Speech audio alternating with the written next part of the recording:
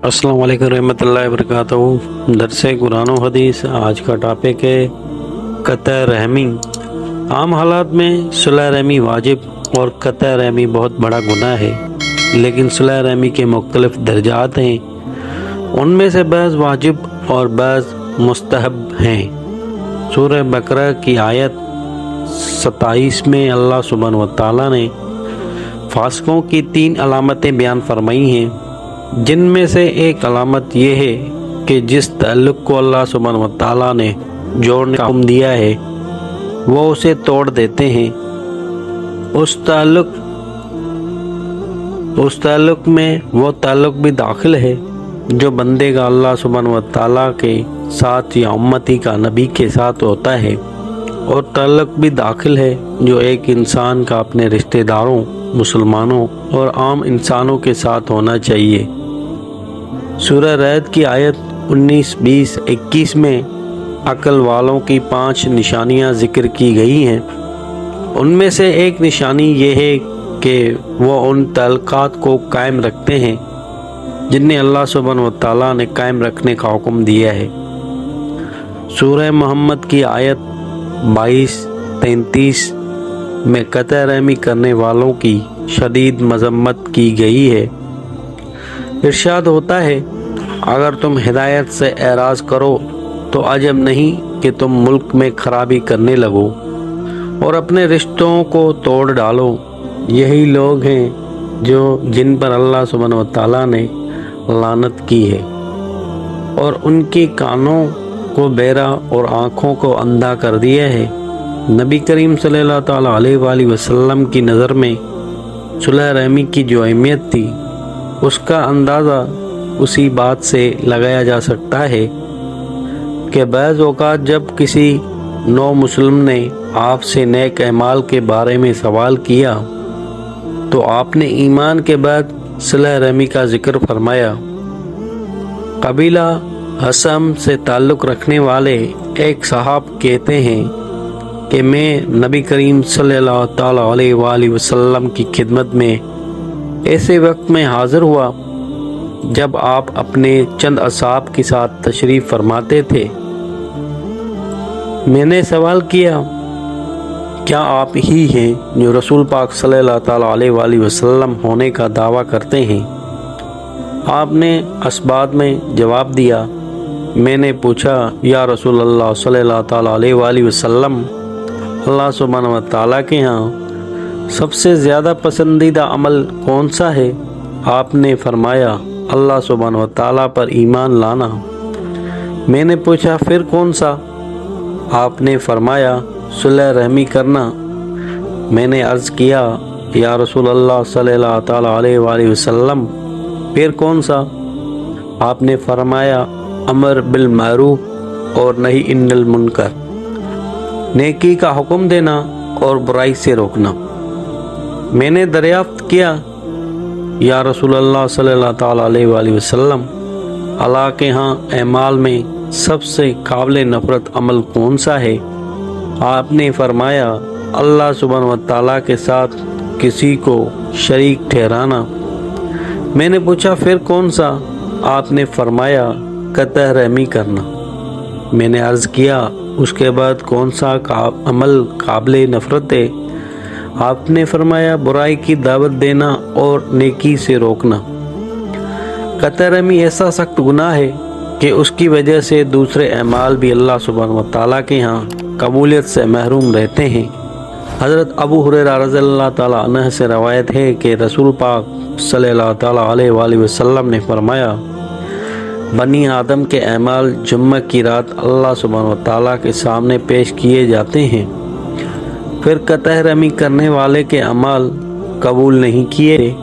बुखारी और मुस्लिम की एक हदीस में आपने जिस अंदाज में सुलह रहमी की फजीलत और अहमियत बयान फरमाई है, उससे ज़्यादा मौसर अंदाज में उसकी फजीलत को बयान किया ही नहीं जा सकता।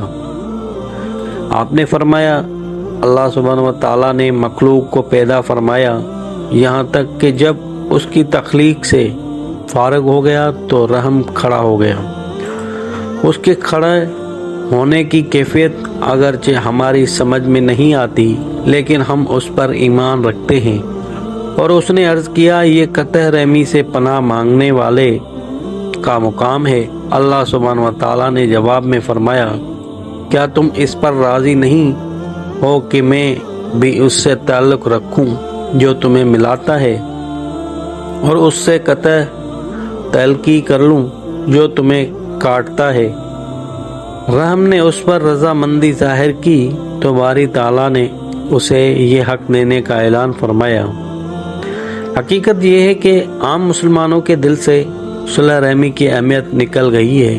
وہ نماز، روزہ اور حج عمرہ کو تو عبادت سمجھتے ہیں مگر پڑوسیوں، قرابت داروں اور عام مسلمانوں کے حقوق کی ادائیگی کو عبادت ہی نہیں سمجھتے۔ اسی طرح شراب نوشی، بدکاری، چوری چکاری اور ترک نماز کو تو گناہ سمجھتے ہیں مگر قطع رحمی، دل آزاری اور ایسی حرکتوں کو اتنا بڑا گناہ نہیں سمجھتے جن کی وجہ سے آپس میں لڑائی جھگڑے ہوتے ہیں۔ حالانکہ اسلام میں باہمی بغض، حسد اور تعلقات کی خرابی سے بھی بڑا گناہ ہے۔ ایک موقع پر نبی کرم صلی اللہ تعالیٰ علیہ وآلہ وسلم نے صحابہ کرام سے سوال کیا کیا میں تمہیں ایسی چیز نہ بتاؤں جو نفلی نماز، روزے اور صدقے سے بھی افضل ہے؟ عرض کیا گیا یا رسول اللہ صلی اللہ تعالیٰ علیہ وآلہ وسلم ضرور بتائیے۔ آپ نے فرمایا آپس کے تعلقات کی درستگی اور باہمی تعلقات میں فساد پیدا کرنے کے بارے میں فرمایا کہ یہ چیز دین کو مونڈ دینے والی ہے۔ جب ہم نمازیوں اور بظاہر دین داروں کو قطع رحمی میں مبتلا دیکھتے ہیں تو ہم بدگمانی میں مبتلا ہو جاتے ہیں کہ یہ کیسے نمازی ہیں جو قرابت داروں کے حقوق بھی ادا نہیں کرتے، اور بعض لوگ تو ان کی بے رحمی، حق تلفی اور زیادتیوں کی آڑ میں نماز ہی کو برا بھلا کہنا شروع کر دیتے ہیں۔ حالانکہ یہ انتہا درجہ کی حماقت ہے جو زبان سے کلمہ کفر تک کہنے پر آمادہ کر دیتی ہے۔ نماز اچھائی کا حکم دیتی ہے، برائی کا نہیں۔ برائی سے تو نماز روکتی ہے۔ اگر کوئی نمازی انسان برائی میں مبتلا ہوتا ہے تو یہ اس کا ذاتی فعل ہے، اس سے اس کے نمازی ہونے کا نتیجہ قرار نہیں دیا جا سکتا۔ جو لوگ قطع رحمی جیسے کبیرہ گناہ میں ملوث ہیں، خواہ وہ نمازی ہو یا بے نماز، اگر وہ مذکورہ بالا تصریحات اور گزارشات کے علاوہ درج ذیل حدیث کو بھی پیش نظر رکھیں تو انشاءاللہ انہیں اس گناہ سے توبہ کی توفیق نصیب ہو جائے گی۔ بہقی میں حضرت ابو ہریرہ رضی اللہ تعالیٰ عنہ سے روایت ہے کہ رسول پاک صلی اللہ تعالیٰ علیہ وآلہ وسلم نے فرمایا جن کاموں میں اللہ سبحانہ تعالیٰ کی اطاعت کی جاتی ہے ان میں سب سے جلدی صلح رحمی کا ثواب دیا جاتا ہے اور سب سے جلدی قطع رحمی پر عذاب دیا جاتا ہے۔ مشاہدہ اور تجربہ کی بات ہے کہ اللہ سبحانہ تعالیٰ صلح رحمی کرنے والوں کی زندگی اور کاروبار میں برکت دیتا ہے اور قطع رحمی کرنے والوں کی رزق اور عمر سے برکت اٹھ جاتی ہے۔ حضرت عبیر بن مطعم رضی اللہ عنہ سے روایت ہے کہ رسول پاک صلی اللہ تعالیٰ علیہ وآلہ وسلم نے فرمایا قطع رحمی کرنے والا جنت میں داخل نہیں ہو سکتا۔ حضرت عباد بن صامت رضی اللہ تعالیٰ عنہ سے روایت ہے کہ رسول اکرم صلی اللہ تعالیٰ علیہ وآلہ وسلم نے فرمایا جو کوئی مسلمان اللہ سبحانہ و تعالیٰ سے کوئی دعا کرتا ہے تو اللہ سبحانہ و تعالیٰ یا تو اسے اس کی مطلوبہ چیز عطا فرما دیتا ہے یا اس سے اس کی مشکل تکلیف دور فرما دیتا ہے، شرط یہ ہے کہ وہ کسی گناہ یا قطع رحمی کی دعا نہ کرے۔ امید ہے کہ ان زرعی ارشادات وہ مرفوع موضوعات کا مطالعہ ہمارے قارئین اور قارئات کے دلوں میں قطع رحمی کی نفرت پیدا کرنے کا ذریعہ ثابت ہوگا۔